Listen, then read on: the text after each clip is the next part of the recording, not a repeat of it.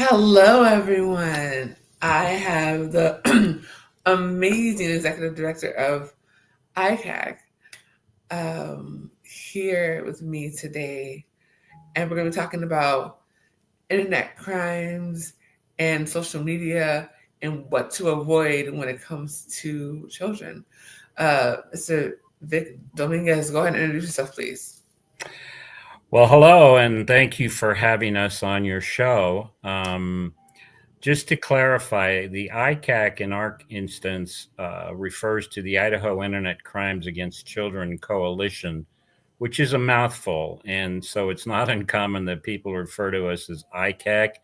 But I want to distinguish the fact that the terminology ICAC is also utilized by predominantly attorney general task forces for each state who are actively involved in investigating, arresting, and prosecuting the predators that we're going to talk about with what we are concerned with.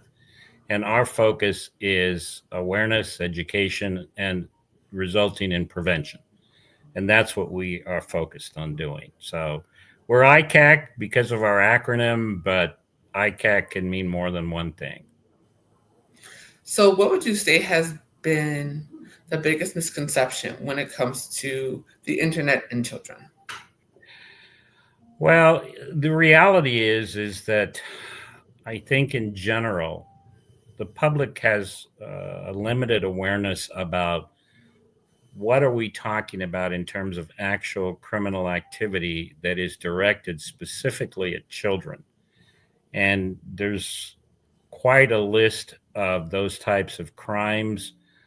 Some are more frequent and some are more heinous in the sense that you're talking about predators trying to make contact with children Mm-hmm. and then ultimately make physical contact with them after befriending them on the internet, to cyberbullying, to sextortion, which has become a big subject that we have to address and actually involves organized criminal groups who are involved in essentially extorting predominantly young teenage boys and Mm. forcing them to make financial payments to the degree that they can with gift cards or whatever they might have access to. And then when they don't have the funds, then extorting them to say, if you don't send us now photographs or videos of yourself in this form of undress, in this form of sexual in nature, then we're going to distribute the one photo you sent to us already to your friends, your family, your school.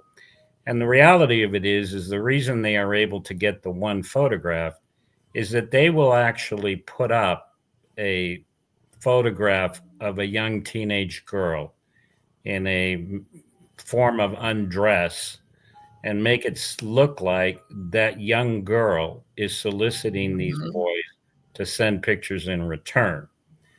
And so as soon as the boy sends the one photo, then the gang takes over. There is no such girl.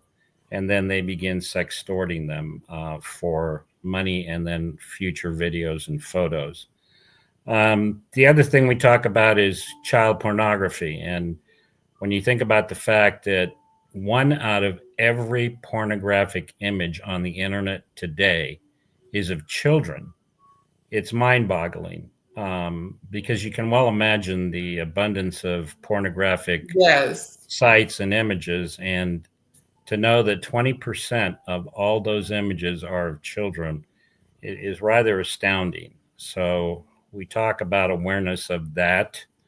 And then we also talk about the idea that um, we've recently uncovered the fact that teenage teenagers in general, between the ages of 10 and 19, are actually doing physiological and psychological damage to their brains by excessive screen time. And that Mm. the result of that, they many times engage in very antisocial, behavior. And in fact, the bottom line is what we're talking about is another form of being addicted to the screens. And so, because of the amount of time they spend in front of them, they actually program their brain. And when a parent says, okay, I'm not going to let you go on your devices anymore, or we're going to take a break, many times they'll react much as an addict from drugs or alcohol Mhm. in terms of responding and reacting to being told they can't do that. So Which that's is a real insane. interesting phenomena too. I'm sorry, go ahead. Which is insane. The fact that these kids are having this crazy reaction because they said you can't go on your phone, you Oh can't yeah. use your electronics. Yeah, and then the other thing now that we're most currently dealing with is the presence of AI and how AI now is coming into play many times against children. And we haven't identified the actual limit of what AI can and will be doing in the future, particularly as it applies to children. But Right. we're already seeing it being used to actually take a photograph, for example, of a young female student who is fully dressed, um, and then taking the head, the image of her head, and placing it on the image of a naked female, and then distributing that and saying that this is a photo Right, she as a took. girl. Hmm. So that's one form of AI that's kids are doing now. So it's just it's a lot more than just the predators that we're having to deal with, and that's a bad enough problem. So Most definitely. So when it comes to platforms like TikTok, because let's be clear, but before everything, there were conversations about what was happening on TikTok right, in terms of the fact of um, a lot of the comments toward the children right, was incredibly disrespectful. And the yes. reason that people were originally calling for the platform to be banned was because TikTok wasn't doing anything about it. So, has your organization been involved with those conversations with the parents and all that kind of stuff as well?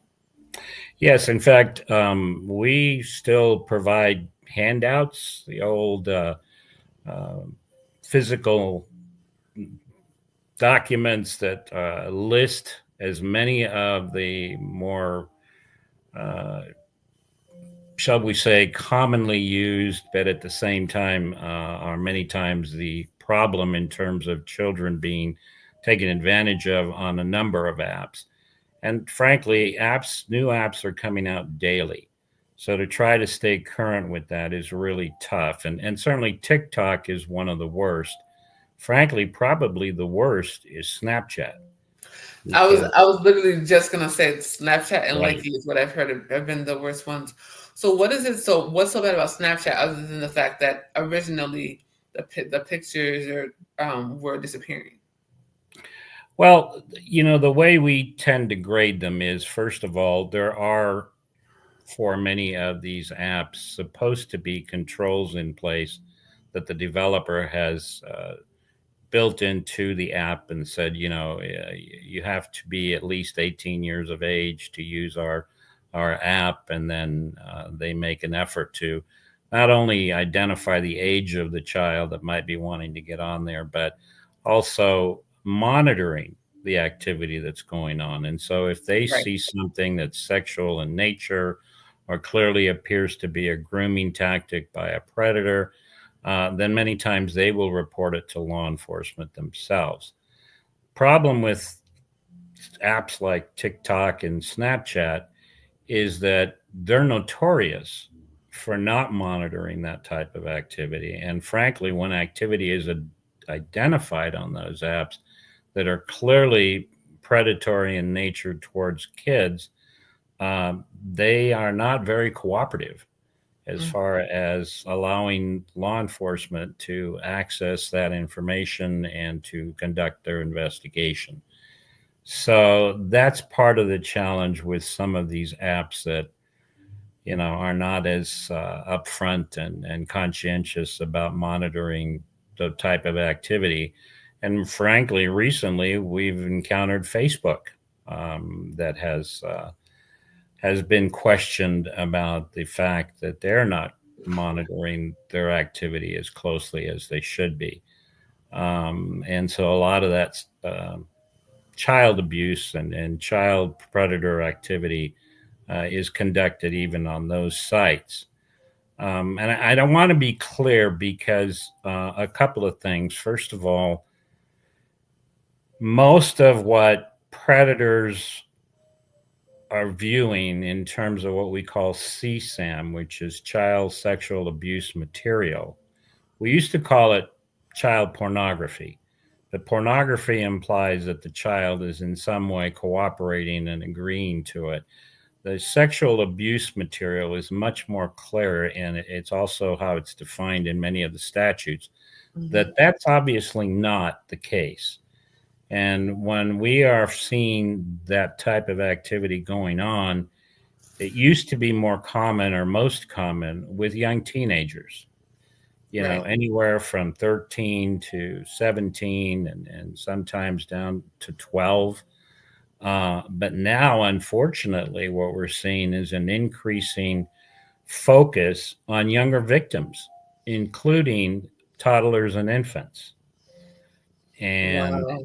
it's, I don't mind telling you, I mean, I was a police officer for 21 years in the LA area and came to Idaho to retire and found out that because I don't hunt, fish, or camp, there weren't a lot of retirement options back when I moved here. So Right. I heard a presentation by the two detectives from the Boise Police Department specific to this subject, and I was hooked. And I've been involved in this now for over 10 years. We actually established the coalition together, and it's become a passion for me. And the sad part is as depressing as it can be sometimes, there's no way I could, in good conscience, walk away from it and just ignore the fact that this is occurring and not have some involvement through our organization to get the word out, and that's what it's going to take. Um, law enforcement will tell you we can't arrest enough of them fast enough to make a significant impact. The real key to making a difference is awareness through education and then prevention. And that's our challenge, and that's really what has to happen. Um, and that's what we focus on in our presentations. Absolutely. Yeah. So, next section has a question. So, there's a lot of children on social media and also adults that posts have overtaken and used pretending to be that person. What are your thoughts on platforms regulating that? We just talked about that actually. Yeah, yeah. I mean that's unfortunately that involves everything from sextortion, where they represent a teenage girl semi-nude and then she doesn't exist. It was being used by a criminal gang, to the fact that they're through AI using photographs of young kids' faces and putting them on nude bodies. So there's that form. If that's the question, I hope I'm answering it. Mhm. Um, and again, the different platforms. Some are more conscientious about monitoring the activity, and some are not. Um, and I don't know if that answers the question. I'm certainly willing to answer more questions, and sometimes, forgive me, there's so much information in my head that I tend to sort of almost regurgitate it, and I'm like, okay, enough, let's stop, ask a question. So don't hesitate to interrupt me. um, but yeah, it's a very, very vile subject, and it's gone beyond just sexually abusing kids. It now has evolved into bondage, torture, and even murder. So it's pretty ugly what's going on where kids are being victimized. So, what's the best way that parents can protect their children when it comes to social media? Because everybody wants a TikTok account. Everybody wants, they want to get Facebook at a certain point. Everybody wants to do Snapchat. How Right. do parents protect their children so that they don't fall victims to any of this mess? Well, and in fairness to parents, um, most parents or people of parental age, parents that are have teenage kids or younger kids that are already on social media and the internet. I mean, something we recently learned, and every day I find myself being a little shocked with what's going on. The presence of uh, computers, electronic devices start now in kindergarten, in the kindergarten Hmm. school classes. Okay, they hand them a device at a kindergarten level and say, okay, here's what you're going to use for the studying that we're going to do in this class. I still have trouble wrapping my head around that. Right. Really, at that age. Uh, Exactly. but it starts there, and then it goes clear up through high school ages and classes, and so they are exposed to technology and electronic devices right from the get-go. Hmm. And what I find is that clearly, as a result of that, young people develop quite an expertise on how to surf the web, so to speak. And some of it's intentional, some of it's inadvertent. We have people who say, at what age should I allow my child to have a device like a cell phone or something that accesses the internet? Right. And there's no magic number. We used to say, well, they need to be at least 12 years of age. Hmm. Um, but I will tell you that our answer now is, at what age are you comfortable having your child be exposed to pornography? Oof. Yeah, yeah, that's what happens. And it's not that they're intentionally looking for it, but it's very, very easy to come across it inadvertently. And so when a child has a device, they go on the internet, you can pretty well bet that at some point they're going to be confronted by a pornographic site or image. And that's the measuring stick we use for parents. The other thing that we tell parents, and is a very common issue, is, how do I know enough about technology, the internet, um, all of the things that my kids already know much more about than I do? Hmm. How am I supposed to try to communicate to them my concerns, to speak to them with some degree of knowledge and say, here's what I don't want you to go and look at, here's what you need to not do and do, and it's okay for you to do. And what we tell parents right up front is, you don't need to have the expertise in technology that your kids have. A lot of what you can do in terms of monitoring and preventing your child from potentially being victimized is as simple. And my favorite example is a child that is going to bed at night and is supposed to be going to sleep and has a door on their bedroom, and they close that door when they go into their bedroom to go to sleep, and takes a device in there. Hmm. That's that's the worst situation you could have. And Mm. most kids get in trouble between the hours of 11 and midnight to 3 and 4 in the morning, Yep. because they're in there. They're not, number one, they're not sleeping, so Sleeping. they're not getting rest, and then you Right. wonder why they're tired when they go to the school. And number two, they're really being adventurous and exploring and doing things in the dark of their room with the door closed, not expecting for a parent to come in and check on them.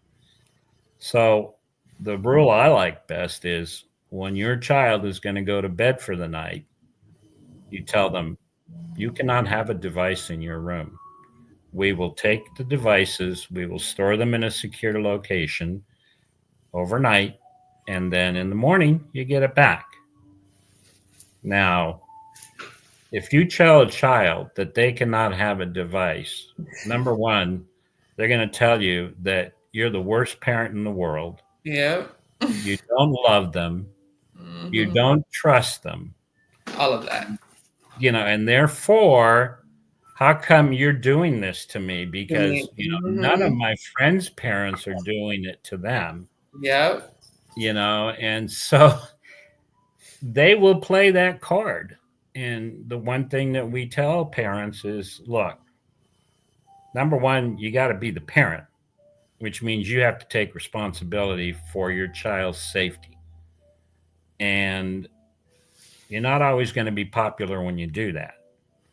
And Hmm. number two, if you want to be your child's friend, then you're setting yourself up for one of your children, if not more than one, potentially being victimized.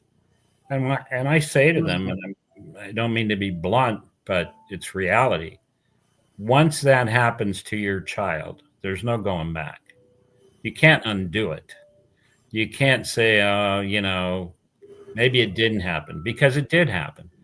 And so if you don't want it to happen, you've got to be that kind of a parent, vigilant, responsible, and Hmm. let the parent know, I'm your parent.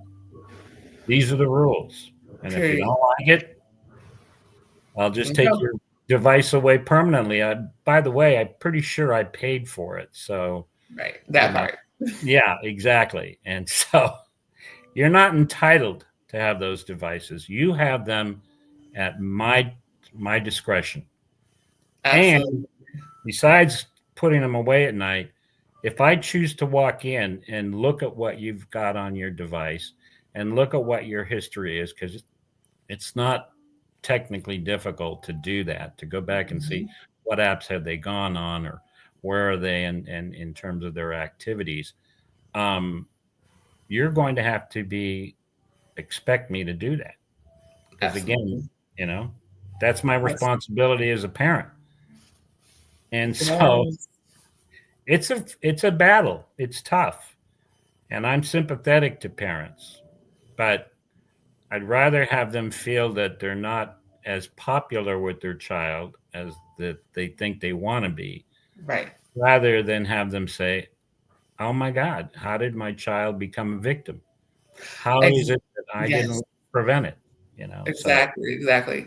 And much love to the owner of the station, Mr. Charles Madison's in the chat with Next Legacy. He asked, should Amber Alerts be regulated to add on people's websites?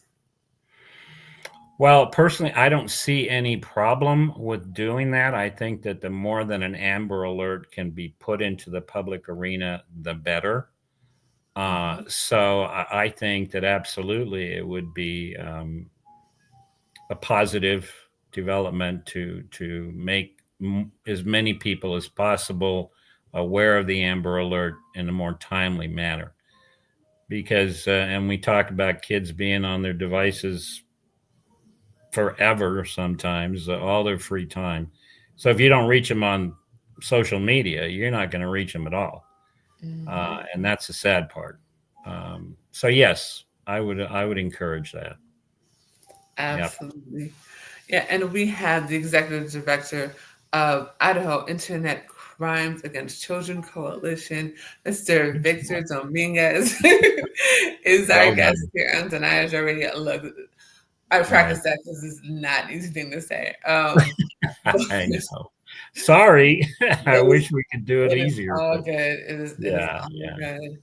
yeah. So let's talk about Roblox and the Roblox. issue with that platform, because some people don't really understand what the problem is, but from what I've understood is that there are codes within the platform that are Yeah. targeting children. So can we talk about that a little bit? Yeah, we can certainly talk about that. And there's even, believe it or not, a calculator that, when it appears on your child's device, looks like a regular calculator, but it's called Calculator Plus. And the kids know what it is. So what that means is that when they go to that calculator, they can enter a code, and that code will then give them access to a secret compartment where they can put photos and videos and messages that they absolutely don't want their parents to see. And yet, when the parent goes to check the device to see what apps they've got on there, they see a calculator app and they figure that's harmless. So, what's there to worry about there? But again, it's awareness that you need to make sure what kind of a calculator they have on their devices. As far as roadblock is concerned, and there's other programs where I'm blanking on it right now, but like you go and you're searching and you're playing this game, and somebody says that you're playing with, okay, go to this location. And so you physically go to that location and you're trying to solve a puzzle. Long story short, Roblox is a type of app where um, predators know how to manipulate it and to have kids play it in a way that they will create scenarios. For example, they'll create a home setting and they'll create a bedroom in that home, and they'll have the kid go into the bedroom and lay down on the bed and take their clothes off in terms of their device, or their, what do they call that, the character that they're representing, and then commit a sexual act on the character on that particular platform. And Oh my gosh, what in the world? Child. I know. It's it It's just when I think disgusting I've in the seen it fact all. that, oh my, Yeah, okay. no, go ahead. Does Roblox not know this? Like, does the actual game company just not know this, or do they not care? Because how in the world is there able to be a scenario created within a game for children? It's supposed, right? Roblox is I supposed to be know, children. That's the whole thing, I know, I know. And and no one's regulating this at all. well, no, in answer to your question, they're not regulating it. And the problem is when they created the app, the whole idea was that it was supposed to be like a community, and Right. you're in this community and your friends are in this community, and you go and you do things that are harmless and social in nature. But what they don't realize and what they don't understand is that when a predator, and many of these predators are extremely sophisticated with technology and how to access kids on these apps and devices. In fact, they pride themselves with having state of the art technology available to them, even in order to stay one step ahead of law enforcement, because law enforcement oftentimes does not have the resources to get that level of sophisticated technology to be able to keep up with these predators. So um, we actually had one recently who bragged about it.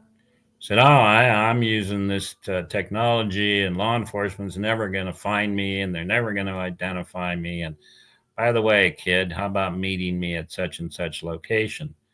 And when he went to that location, he was greeted not by a kid, but by law enforcement. So he wasn't as smart as he thought he was, and he Right. was arrested on the spot. But that's part of their mission is stay one step ahead of law enforcement, and to reach out to kids no matter where they are. Because again, something we tell kids is the internet's worldwide. So when you go on the internet, when you do anything on the internet, literally anybody in the world can see it. And anyone in the world can try to reach out to you Mm-hmm. and make contact with you. And we've had predators come from foreign countries, even here to Idaho, but certainly to the States, fly in to meet a child. We had one case in particular recently. The man flew here from England to meet the child. In that case, unfortunately, We didn't learn about it until after the contact was made. He was engaged in sexual activity with this child, got on the plane, and flew back to London. And once the information came to light, we ultimately were able to apprehend him in England through the use of Interpol. But Wow. they don't care. If they can get a child online that's willing to meet them, they'll travel hundreds, if not thousands, of miles to meet that child. And when they show up, they bring all kinds of everything from alcohol to sexual devices, and they've got it all planned out what they're going to do with the child, and it's usually not nice. It's usually bondage. It's usually some form of torture.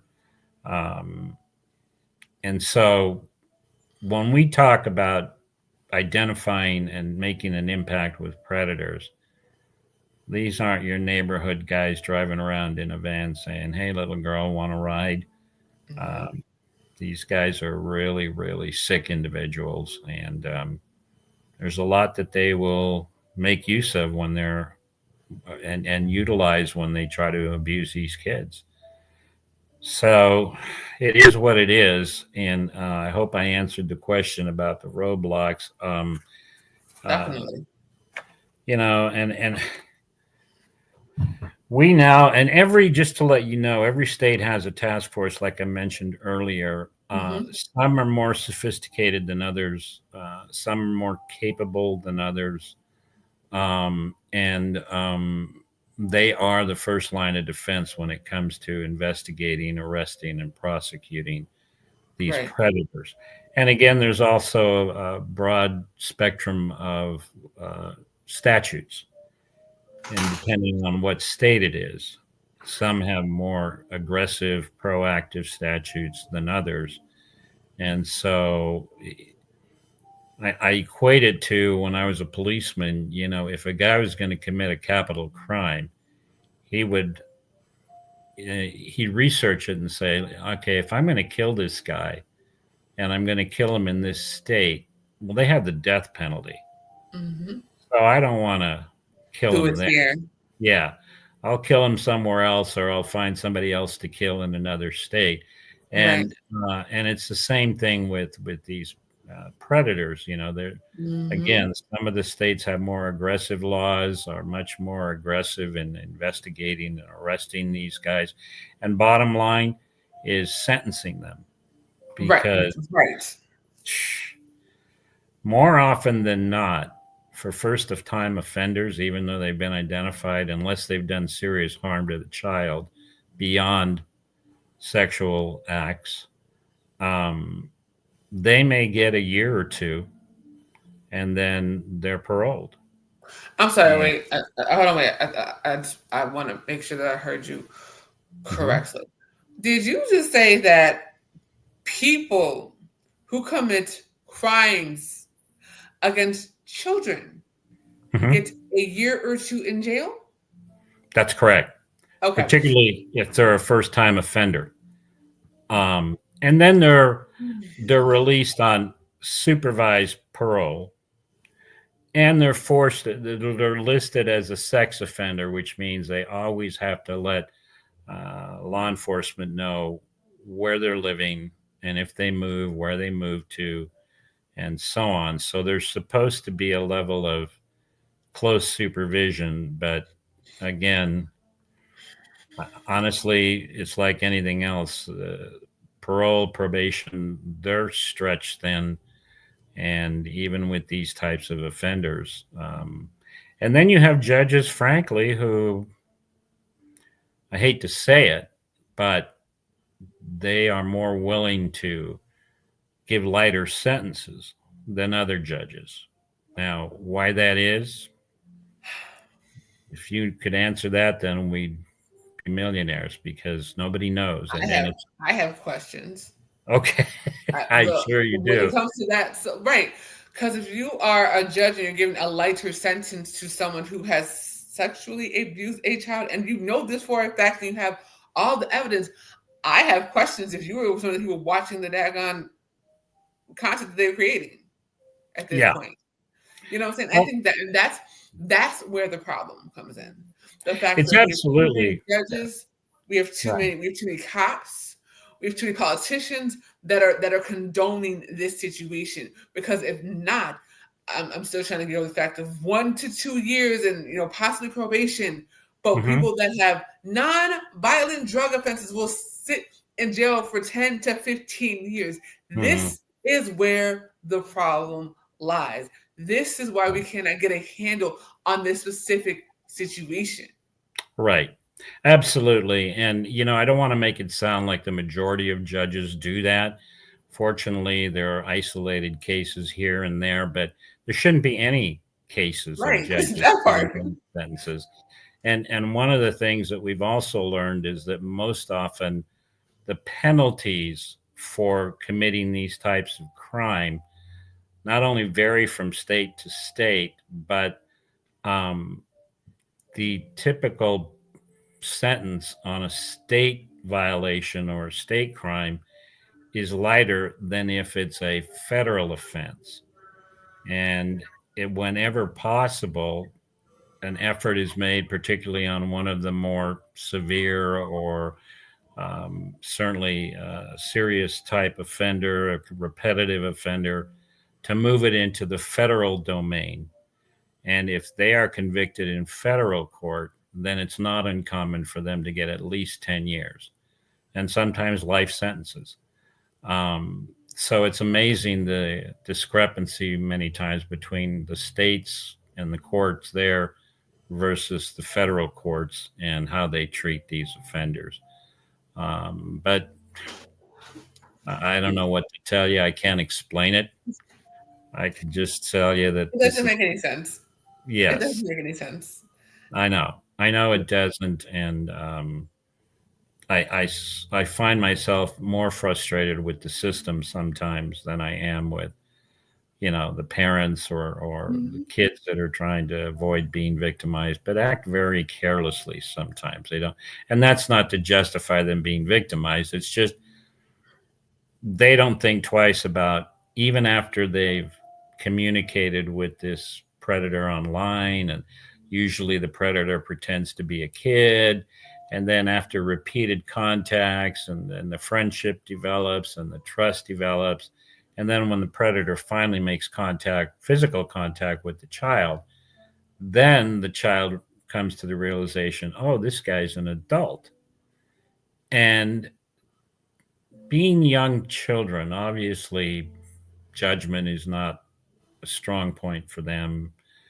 Um, and what happens all too often is they go, well, we were really friends online and he plays the game with me and he's really cool. And Mhm. so even though now I find out he's an adult, I mean, what's he going to do? And so then, of course, the predator says, well, let's go get some ice cream. Let's go to a movie or whatever.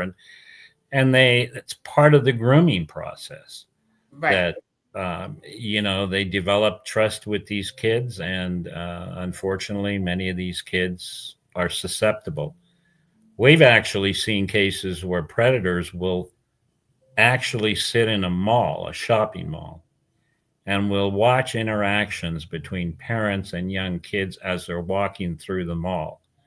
And oh, by the way, this tactic is comes from a website devoted to being a child predator. It's a training website.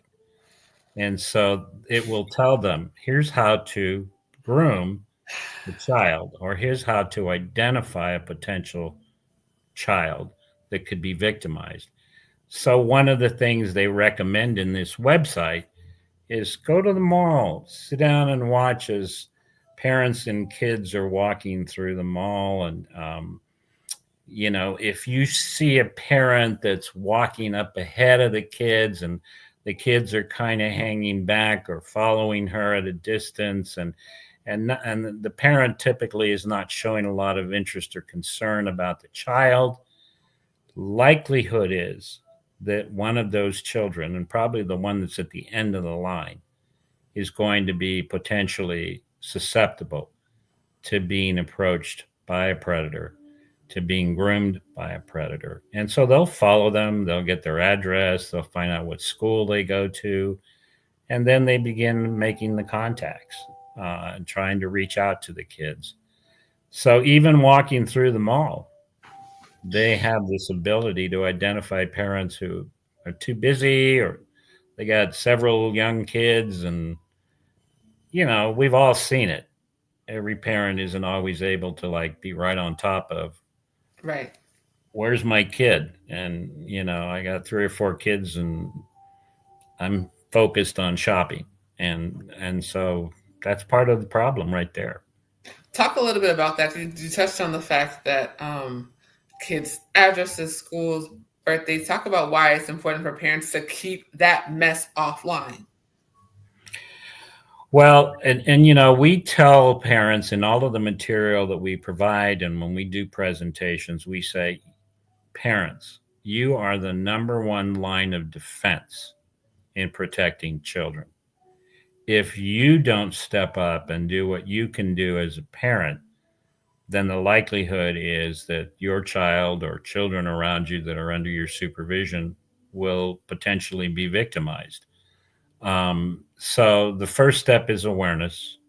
The second step is teaching them tactics, things like I told you about with collecting the devices at night, reviewing their activities on their devices. And then when kids abuse it, take it away. Say, okay, I'm going to take your device until you learn to be responsible with it. I don't want you doing this anymore with it. I don't want you going here and doing that. And be prepared for the battle. So be prepared to be accused of almost child abuse yourself by your child, saying, hey, you're the worst parent in the world. And say, well, I'm not sure I buy that, but bottom line is I'm still your parent. These are my rules. You will live by them. And so it really, we need to train our parents. And what we try to do is to say a big part of it is attitude. A big part of it is stepping up, taking an interest, being a part of your child's life. Yes. So you develop a good, healthy relationship with your children that you can feel confident that they love you, they trust you. If something has happened that might be a potential danger, that they're comfortable coming to you and talking to you about it. And then we tell them, look, if they have responsible adults in their lives, and many times in the schools, we'll say the school resource officer is there for you. So go to the school resource officer if you have a situation that you feel you need to talk about and find out the pros and cons or the dangers that exist. Have an uncle. I mean, I don't know. You can always say the weird uncle, and is the Right. weird uncle a predator?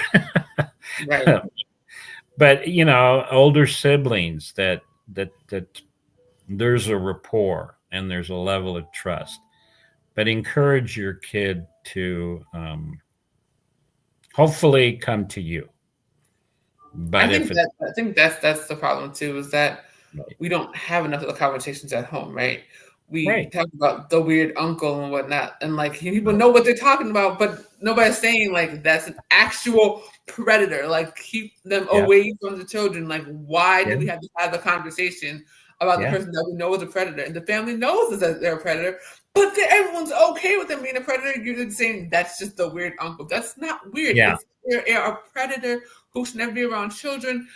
And why are you not locked up? Like, I'm not yeah. understanding why it's always been that kind of a conversation, as opposed to being like, yeah, that person's bad. Like, he needs to be away from children. Why is he in the No, family? and in defense of some uncles, Of course.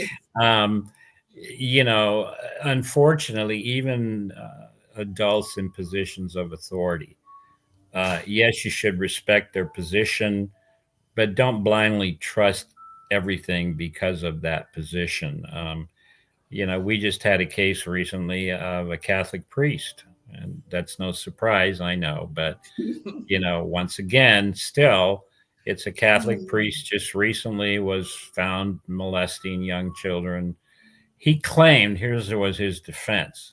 He said, "The children I molested were not members of our church. So Wait, I wait. drew the line Okay. at members of our church. I don't molest their children, just people that aren't in our church." Yeah. Wait, wait, Yeah. wait, wait, wait. No, no, no, no, no. He didn't. Tell me. Tell me he didn't say, I am an offender. However, I only offend those people who are not members of the church. That's exactly what he said. And he did it as part of his explanation, if you want to call it that, that I never violated the congregation. I only violated people that were not part of our church. So that should be taken into account. You know, um, I don't know what to say. I What did just, the judge say when oh, that the judge said, craziness came up? basically, you got to be kidding me. And Pretty much. he was no bail. He Yeah. had and he had to go to trial, and the trial hasn't been concluded, so we don't have an outcome. But yeah, he was not treated lightly, and and you have the stories of the Boy Scout leaders, and and I hate to say it, but even some police officers and some people who are in positions of authority that you want to be able to say you can trust and you should trust up to a point. But Right. if anybody, regardless of their position, starts talking to you in a certain way or starts trying to touch you in a certain way, don't let that position intimidate you or prevent you from reporting it to somebody, because that's the reality. Predators come in all uniforms and in all roles in life. And again, it's one of those things that you just have to educate again the parent, make sure the parent knows who they're seeing and why, and are they alone with that person, and why are they alone with that person. There should be more than one kid. There should be more than one adult. Hmm. Um, and a lot of these places have those policies because of that fact. So be sure that you're you're staying vigilant regardless of who's around your child. And we even have, and you ready for this one? We have, I know, sorry, maybe I ought to just shut Okay. up now. Okay. I hate to tell you this, but we have, when we talk about human trafficking, because we do get into that and we do recognize that crimes against children on the internet many times are predators who ultimately will find a way to convince, seduce, take advantage of the child, and have them run away from home. And the Hmm. next thing you know, they're being trafficked. Right. And But we've also discovered the phenomena of what we call familial sex trafficking. Now, the familial is exactly how it sounds. It's based in the family itself. And so we have either parents or older siblings who are renting them out, the younger kids, for sexual predators, collecting the money and spending it on drugs or alcohol or whatever their vice of choice might be. And and so those are really sad and severe cases where there's absolutely zero safety in the home. Right. And again, it's fortunately it's not frequent, but it's often enough that you have to look at that and understand that in some cases that in fact is what's going on. So hmm It's crazy. yeah, It's crazy. And um, I want to briefly, since we talked about human trafficking, I yeah, want to briefly touch on the fact that there's a certain person who we all get very in trouble when we say the guy's name. Yeah, Um, let's see. Who could that be? Uh, and it's insane. Like, I mean, accounts start disappearing and everything. So yeah, it's amazing, but it goes back for what we were talking about earlier when it right, comes to the politicians, the right. judges, the cops, and Mhm. just so people are aware, that is why that situation has not changed because there are people that are in power that are a part of that deal.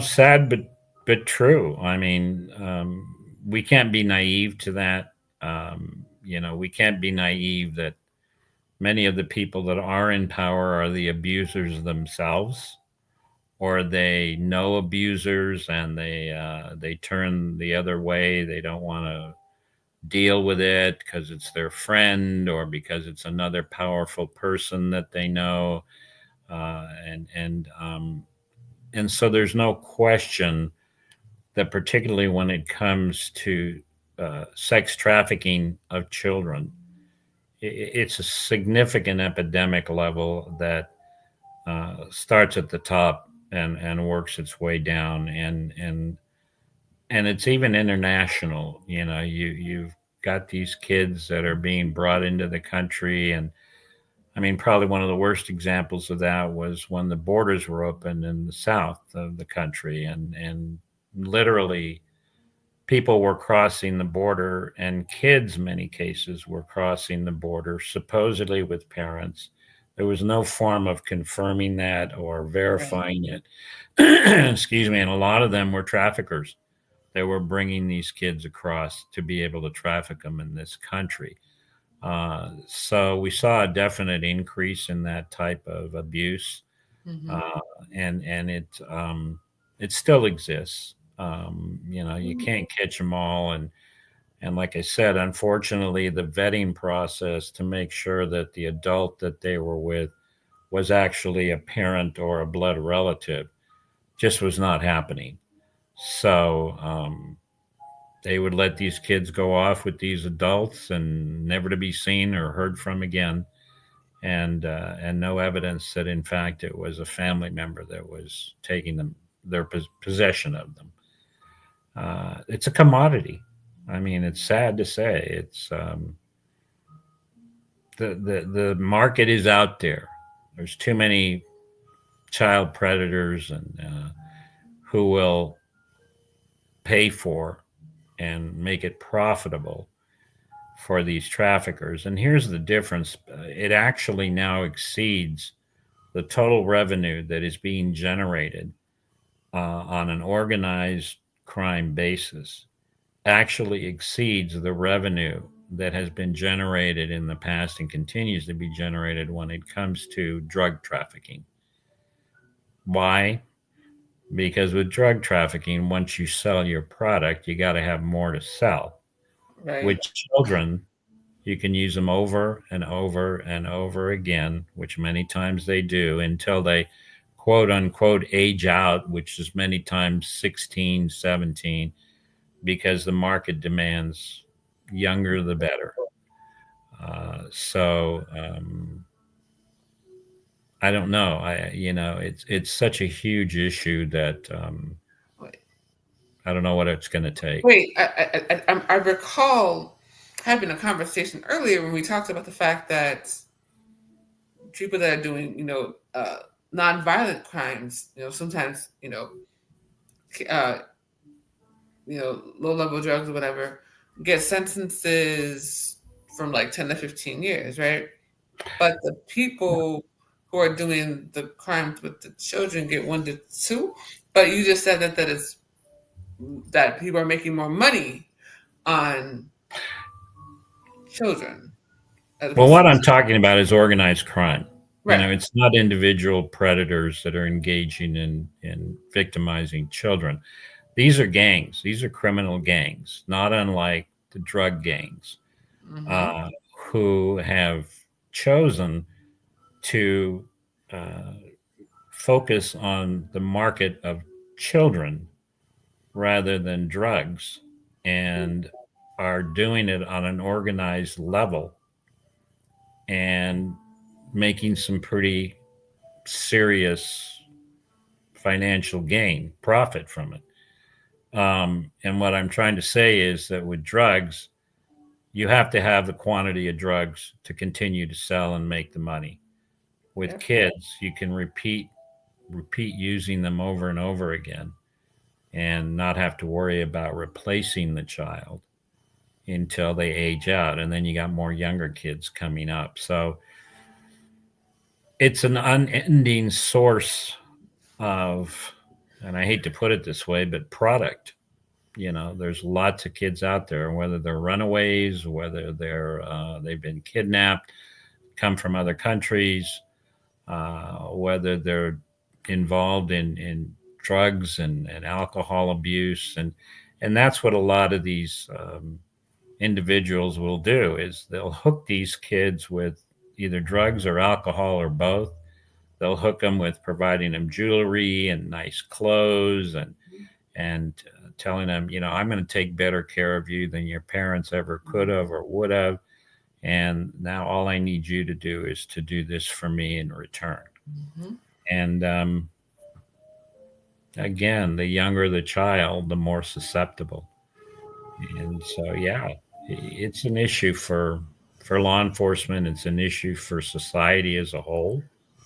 Um, why there's this focus on having sex with children, and again, unfortunately, it's not just sex.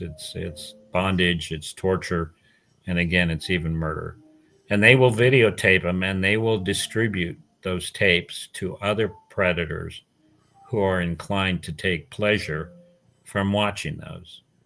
In fact, we've had fathers who will take video of themselves abusing their daughters and using that tape to trade with other predators. They'll say, Insane. I'll do my daughter, you do yours, and let's trade. And Uh, freaking insane. yes. Absolutely disgusting. Yeah. Absolutely It, appalling that this is what has been happening for years. This is nothing new, by the way. This, I think most people understand.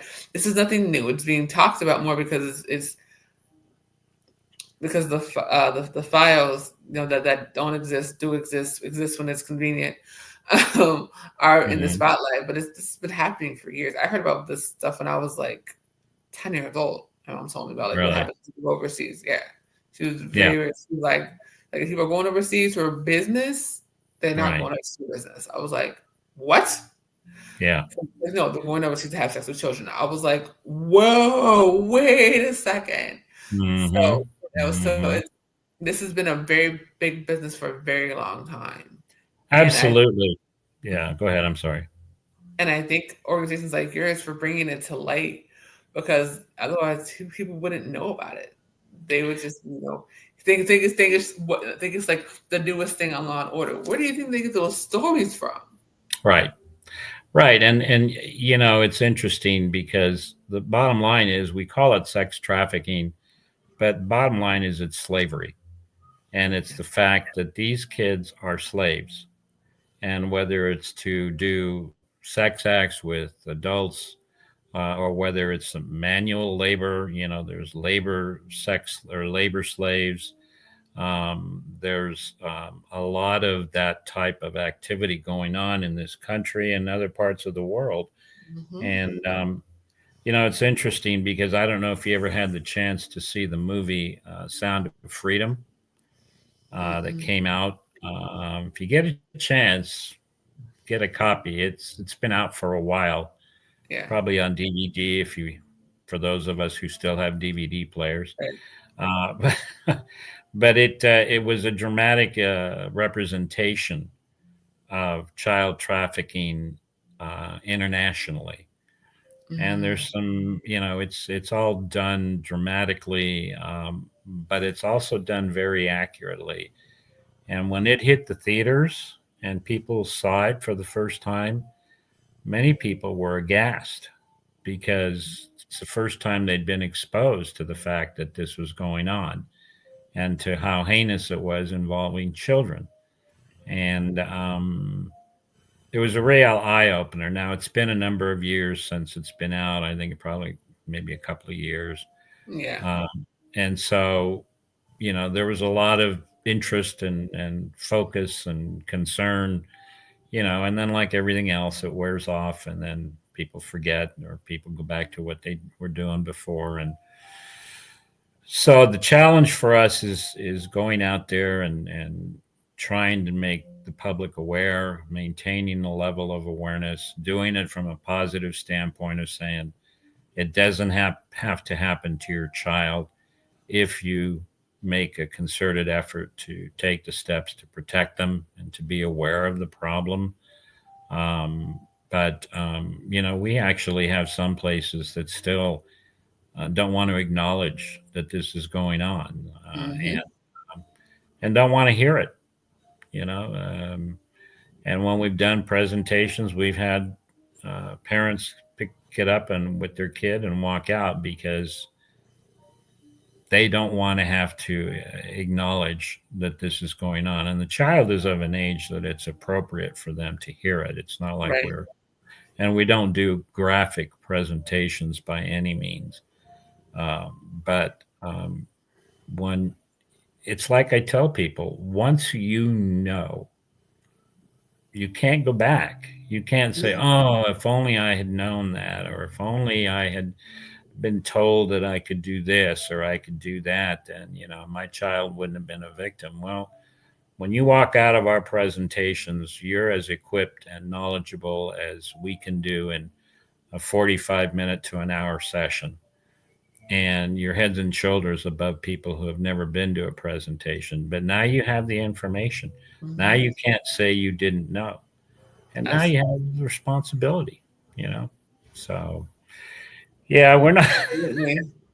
we're not always the most popular people when we go out and try to do presentations, but it's a tough subject. It's a tough subject, It and I is. It's a tough subject, but it's super important, especially with what's going on now. And that's why I say I Mhm. appreciate what you guys do Thank because you. you're helping to save lives, and that's what's so most important. So go ahead and Yep. tell everybody where they can find you, follow you, and most importantly, book you. Well, I appreciate that. Yes, we have a website, and we encourage people who might be interested in wanting to get more information. We actually have a lot of information on the website already, but especially if they want to reach out and contact us, and even with questions or concerns, we've been contacted by parents who say, "Look, I think my child is being groomed by a predator, and this is why I think it." Now, even though we don't investigate them, we will refer them to the appropriate agency that is law enforcement related that will investigate those cases. And we rely heavily on what's called NCMEC, the National Center for Missing and Exploited Children. It's nationwide, it's toll free numbers. And we always tell people, look, if you have any sense of anything that might be going on that suggests there might be a crime or criminal activity or your child is being targeted, pick up the phone, dial that toll free number. They're 24/7. They will be happy to say, okay, let's talk about this. What have you got going on?